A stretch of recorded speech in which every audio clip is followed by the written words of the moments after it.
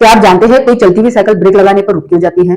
या फिर कोई क्रिकेटर किसी बॉल को कैच करते वक्त हाथों को पीछे की ओर क्यों खींचता है? इन सब सवालों के जवाब छुपे हैं तीन सिंपल लॉज में, जिन्हें हम कहते हैं न्यूटन्स लॉज ऑफ मोशन। इस वीडियो में हम जानेंगे क्या होते हैं न्यूटन्स लॉज ऑफ मोशन। गाड़ी का अचानक रुक जाना और आपका आगे की ओर झुक जाना, ये कॉन्सेप्ट बेस्ड है Newton's first law of motion पर। क्या कहता है Newton's first law of motion? So Newton's first law of motion states that an object continues to remain at rest or in a state of uniform motion along a straight line unless an external unbalanced force acts on it.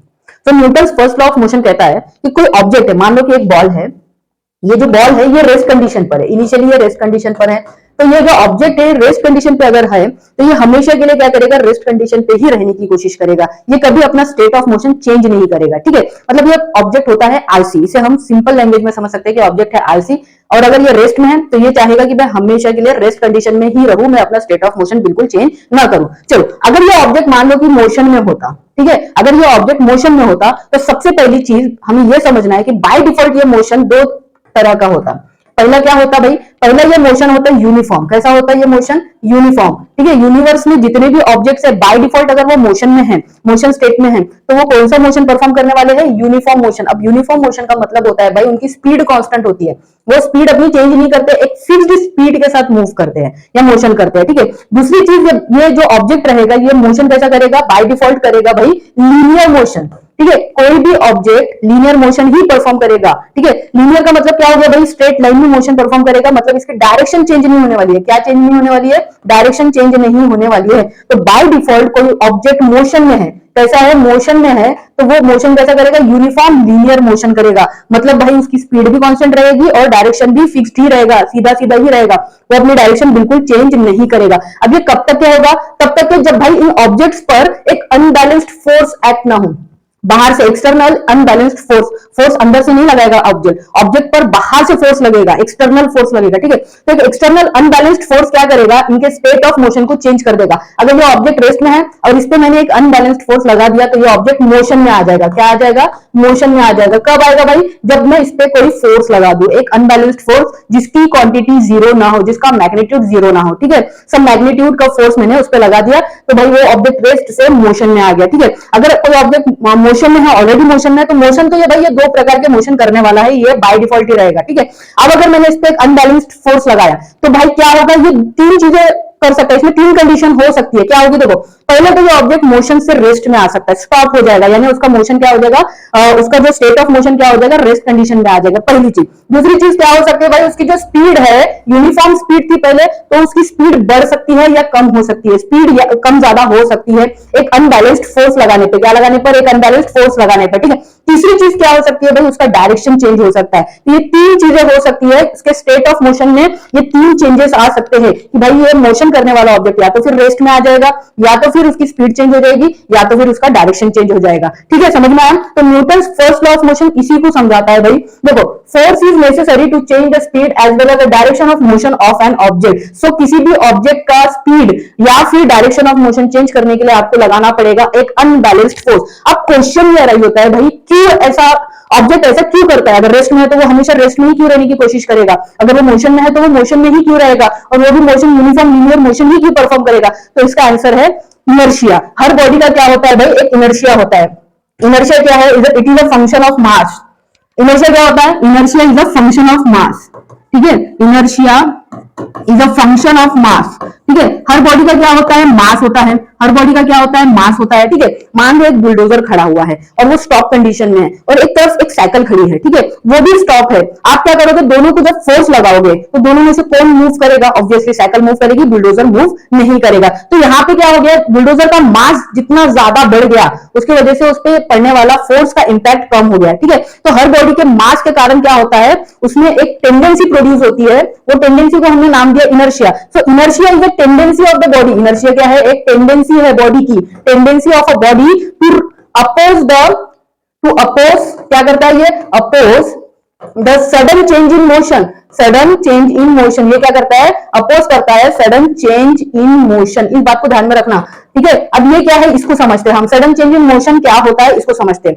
मान लो कि आप car में बैठे हुए हो, ठीक है, अब ड्राइवर ने कार को शुरू किया। जब ड्राइवर कार को शुरू करता है तो देखो पहले की कंडीशन क्या है, आप भी रेस्ट कंडीशन में हो और कार भी रेस्ट कंडीशन में है, ओके, दोनों भी रेस्ट कंडीशन में है। जैसे ही ड्राइवर ने कार को ऑन किया तो क्या होगा, कार पर फोर्स लगेगा। किस पर फोर्स लगेगा, कार पर। क्या आप पे फोर्स लगा, नहीं लगा। जब आप पे फोर्स नहीं लगेगा तो न्यूटन फर्स्ट लॉ क्या कहता है, अगर फोर्स नहीं लग रहा है तो आपका जो स्टेट ऑफ मोशन है यानी रेस्ट कंडीशन पे हो आप, तो आप हमेशा रेस्ट कंडीशन पे ही रहने की कोशिश करोगे। और वो किसके कारण करोगे, आपके इनर्शिया के कारण। आपके बॉडी में जो आपकी बॉडी की जो टेंडेंसी है सडन मोशन को अपोज करने की, without the application of force, भाई यहाँ पे कोई फोर्स नहीं लगेगा। भाई देखो यहाँ पे बहुत इंपॉर्टेंट चीज है ये समझना कि भाई ऑब्जेक्ट पे फोर्स नहीं लगना चाहिए। अब जब कार में आप पे फोर्स नहीं लग रहा, फोर्स किस पे लग रहा है, कार पे लग रहा है, और कार मोशन में जाएगी, ठीक है, कार चलना शुरू करेगी। कार जब चलना शुरू करेगी तो वो आपको भी चलाने की कोशिश करेगी, है कि आपको भी मोशन में करने की कोशिश करेगी। लेकिन प्रॉब्लम क्या है भाई, आपके बॉडी की टेंडेंसी है कि भाई जब तक आपके बॉडी पे फोर्स नहीं लगेगा तब तक आपकी बॉडी मोशन में आने की कोशिश नहीं करेगी। तो वो क्या करेगी, कार की वजह से जो आपके बॉडी में मोशन प्रोड्यूस हो रहा है उस मोशन को अपोज कर देगा, ठीक है, इसी को कहते हैं इनर्शिया। समझ में आया। तो inertia is the tendency of a body to oppose the sudden change in motion. अब ये तब होगा जब फोर्स आपके ऊपर लगने वाला या बॉडी पे लगने वाला फोर्स क्या हो जाएगा, जीरो हो जाएगा, ठीक है। तो आपके बॉडी पे कोई फोर्स नहीं लग रहा है तो आप सडन मोशन को, सडन चेंज इन मोशन को अपोज कर दोगे, ठीक है, और आप रेस्ट कंडीशन में रहने की कोशिश करोगे, जिसके कारण अब देखो भाई अपोजिशन प्रोड्यूस हो रहा है। तो गाड़ी अगर आगे जाने की कोशिश कर रही है तो आप अपोज कर रहे हो, मतलब आप कहां जाओगे भाई, बैकवर्ड डायरेक्शन में जाओगे। ध्यान में रखना, इसी वजह से क्या होता है, जब भी गाड़ी स्टार्ट होती है तो गाड़ी तो आगे जाती है लेकिन हम क्या करते हैं भाई, पीछे जाते हैं। उसका कारण कौन है, Newton first law of motion which is also known as law of inertia. तो बॉडी के इनर्शिया की वजह से ये सारी चीजें होती है, ठीक है। इसका एक एग्जाम्पल एक्सपेरिमेंट भी हम कर सकते हैं। देखो आपको करना क्या है, आपको सिंपली करना क्या है, ग्लास लेना है, ग्लास के ऊपर एक कार्डबोर्ड रखना है, ठीक है, कोई भी दूसरा वस्तु रख सकते हो आप। अब कार्डबोर्ड रख के कार्डबोर्ड के ऊपर एक कॉइन रख दो, ठीक है। अब आपको करना क्या है, इस कार्डबोर्ड पे फोर्स अप्लाई करना है। देखो यहाँ पे इस कार्डबोर्ड पे आप फोर्स अप्लाई करोगे, इस डायरेक्शन में फोर्स अप्लाई किया, ठीक है। किस पे अप्लाई किया, कार्डबोर्ड पे। कॉइन पे फोर्स अप्लाई किया कि आपने नहीं, कॉइन को टच तक नहीं करना है आपको, ठीक है। तो क्या होगा भाई, ये कार्डबोर्ड आगे की डायरेक्शन में नहीं होगा, ठीक है। कार्डबोर्ड का स्टेट ऑफ मोशन चेंज होगा क्योंकि फोर्स लग रहा है उस पर, लेकिन कॉइन का स्टेट ऑफ मोशन चेंज नहीं होगा क्योंकि कॉइन क्या सोचेगा, मेरे पे फोर्स नहीं लग रहा है, मैं अपना स्टेट ऑफ मोशन चेंज नहीं करूंगा, ठीक है। इसी टेंडेंसी की वजह से क्या होगा, ये कार्डबोर्ड तो आगे चले जाएगा लेकिन ये कॉइन क्या होगा, ग्लास के अंदर गिर जाएगा, ठीक है। इसी को कहते हैं Newton's first law of motion, ठीक है। And another name of Newton's first law of motion is law of inertia, ठीक। तो चलिए आगे बढ़ते हैं और देखते हैं क्या कहता है Newton second law of motion. So Newton second law of motion states that the rate of change of momentum, क्या कहा, the rate of change of momentum is proportional to the applied force, ठीक है। अब ये momentum क्या होता है, ये जो मोमेंटम है इसे कैसे डिफाइन करते हैं हम। सो momentum is a quantity that gives the relation between mass and velocity of an object. It is the product of mass and velocity of an object. Momentum is the product of mass and velocity of an object. बस इसे simply इस तरह से describe किया है, define किया है, ठीक है।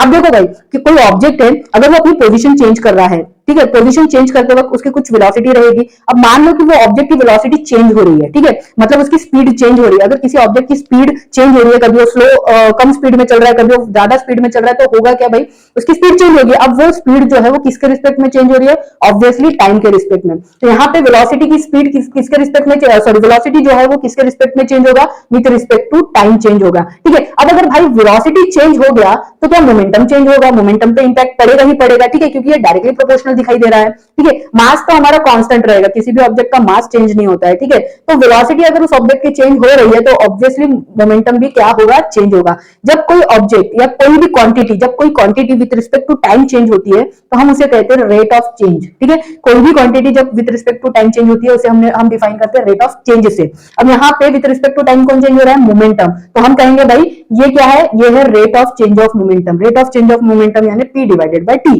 मोमेंटम डिवाइडेड बाय टाइम, ठीक है। तो rate of change of momentum किसके प्रोपोर्शनल है, अप्लाइड फोर्स के। इसी को हमें क्या करना है, अभी प्रूफ करना है। देखो कैसे प्रूफ करेंगे हम, rate of change of momentum is proportional to the applied force, ठीक है। चलो इसके लिए हम दो कंडीशन देखते हैं। फर्स्ट कंडीशन में मैंने क्या किया है, दो ऑब्जेक्ट्स लिए हैं और दोनों ऑब्जेक्ट्स के मास अलग रखे, ठीक है। मान लो इस ऑब्जेक्ट का मास 10 kg है और इस ऑब्जेक्ट का मास 20 kg है। अब मैंने क्या किया भाई, दोनों ऑब्जेक्ट पे, दो डिफरेंट मासेस के ऑब्जेक्ट पर क्या किया, मैंने सेम न्यूटन का फोर्स लगा दिया। मान लो इस पे भी 10 न्यूटन का फोर्स लगा दिया मैंने और इस पे भी क्या किया, 10 न्यूटन का फोर्स लगा दिया। तो अब मुझे ये बताओ कौन सा ऑब्जेक्ट तेजी से एक्सेलरेट होगा।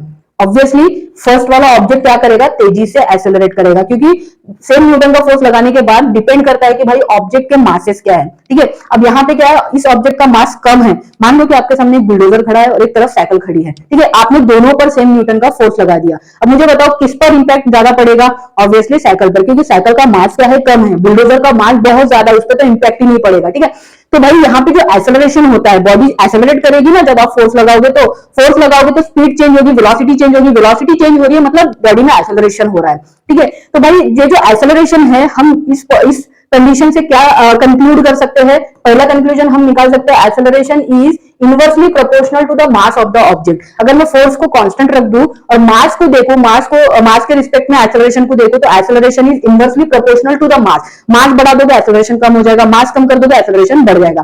ठीक है, अब सेकंड कंडीशन में हम क्या करते हैं, दो सेम ऑब्जेक्ट के मास ले लेते हैं। मान लो ये भी 20 kg का है और ये भी क्या है, 20 kg का है। ठीक है, अब इस पे लगाएंगे हम डिफरेंट मैग्नीट्यूड के फोर्स। इस पे लगा दिया मैंने 10 न्यूटन फोर्स, इस पे लगा दिया मैंने 50 न्यूटन फोर्स। अब मुझे बताओ कौन सा ऑब्जेक्ट तेजी से एक्सेलरेट करेगा।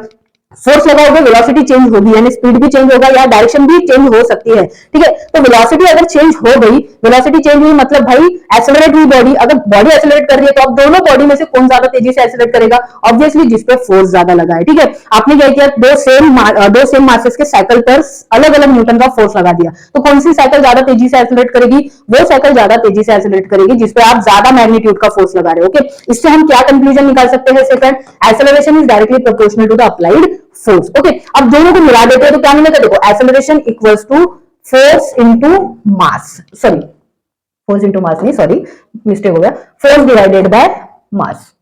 क्या हो जाएगा, फोर्स डिवाइडेड बाय मास। ठीक है, force acceleration is proportional to force and acceleration is inversely proportional to mass. ठीक है, अब देखो यहाँ पे मास इधर लेके चले जाते तो हमें क्या मिलेगा, force equals to mass into acceleration. क्या मिला मुझे, force equals to mass into acceleration. अब भाई ये एक्सेलरेशन क्या होता है, acceleration is defined as the change in velocity with respect to time.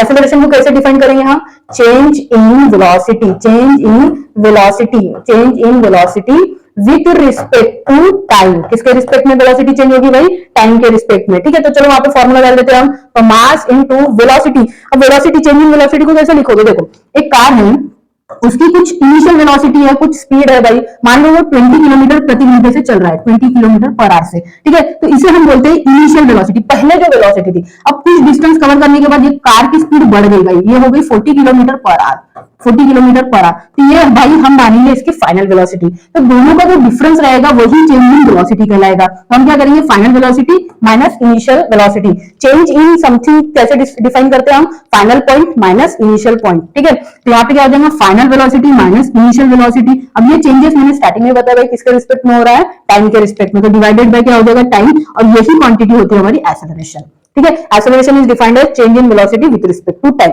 चलो अब हम मास को वेलोसिटी से मल्टीप्लाई कर देते हैं, mass into final velocity minus mass into initial velocity upon change in time. अब भाई ये जो टी है वो भी चेंज इन टाइम, मतलब यहां से इस पॉइंट पे आने के लिए मान लो टाइम लगा 30 मिनट।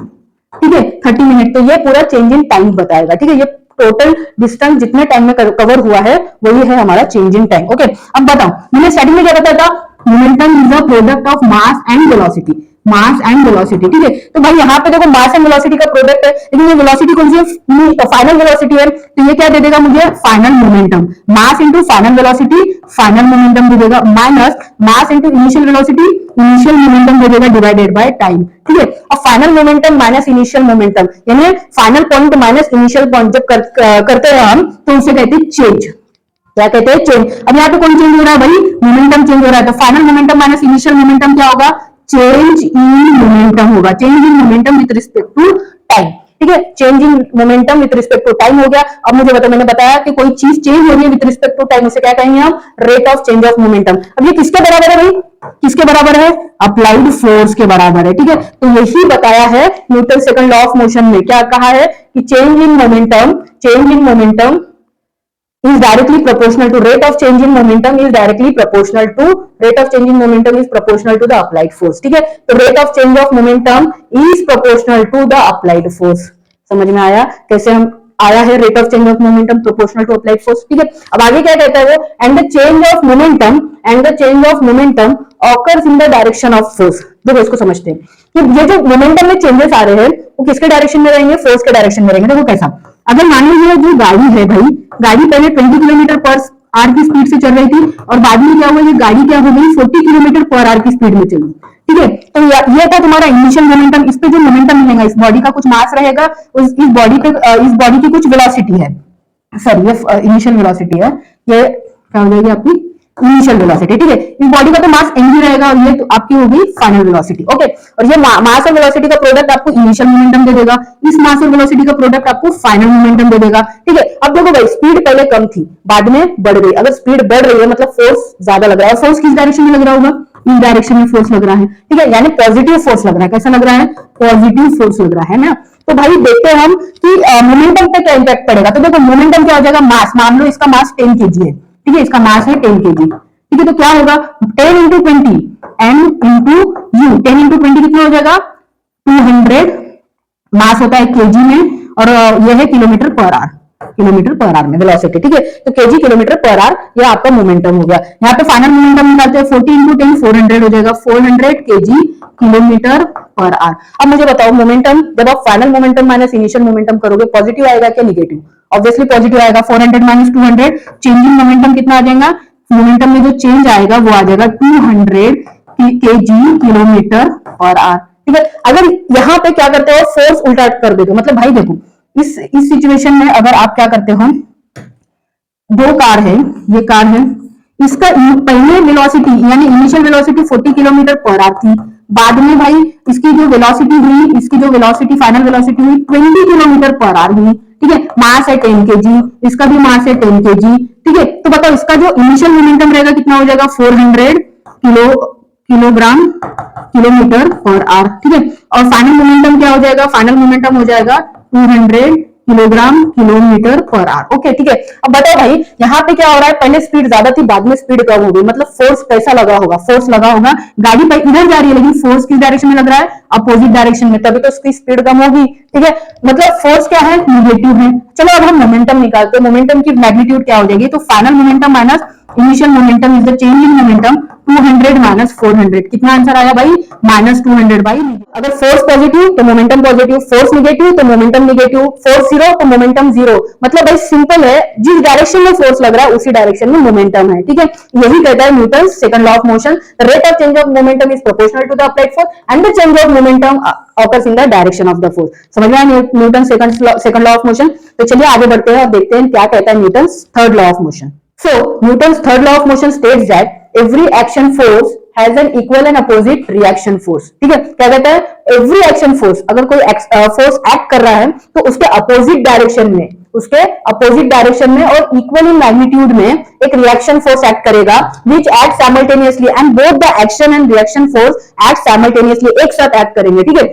दोनों फोर्सेस का मैग्नीट्यूड कैसा रहेगा, इक्वल रहेगा, और डायरेक्शन कैसे रहेगी, अपोजिट टू ईच अदर रहेगी। चलो इसका एग्जांपल देखते हैं, ठीक है। आपने एक बॉल लिया और इस बॉल पे 10 न्यूटन का फोर्स लगा दिया, ठीक है। जैसे ही आप इस बॉल पे 10 न्यूटन का फोर्स लगाओगे और उसे नीचे की डायरेक्शन में पटकोगे, ठीक है। आपने बॉल लिया, 10 न्यूटन के फोर्स के साथ उस बॉल को नीचे जमीन पर पटको, ठीक है। जैसे आपने उसे जमीन पर पटका तो बॉल कहां जाएगा, नीचे की डायरेक्शन में जाएगा, कहां जाएगा, नीचे की डायरेक्शन में, ठीक है। तो इस फोर्स को हम कहेंगे एक्शन फोर्स। भाई इसमें एक्शन आ गया, अभी आपने एक्शन लिया और 10 न्यूटन का फोर्स लगा के उस बॉल को जमीन पर पटक दिया, ठीक है। अब क्या होगा भाई, ये जमीन पर जब बॉल पड़ेगा, ठीक है। अब यार इसमें तो फोर्स, इसमें फोर्स यानी बॉल ने फोर्स लगा दिया 10 न्यूटन का जमीन पर, ठीक है। तो जमीन क्या करेगा भाई, उसी ऑब्जेक्ट पर यानी बॉल पर क्या करेगा, उतनी ही मैग्नीट्यूड का यानी 10 न्यूटन का फोर्स क्या करेगा, जमीन बॉल पर लगाएगा, ठीक है। लेकिन कैसे लगाएगा, अपोजिट डायरेक्शन में, ऊपर की डायरेक्शन में। आपने बॉल को फेंका नीचे की डायरेक्शन में 10 न्यूटन फोर्स के साथ, तो भाई वो जब सरफेस से टकराएगा, अर्थ के सरफेस से टकराएगा, तो अर्थ का सरफेस क्या करेगा,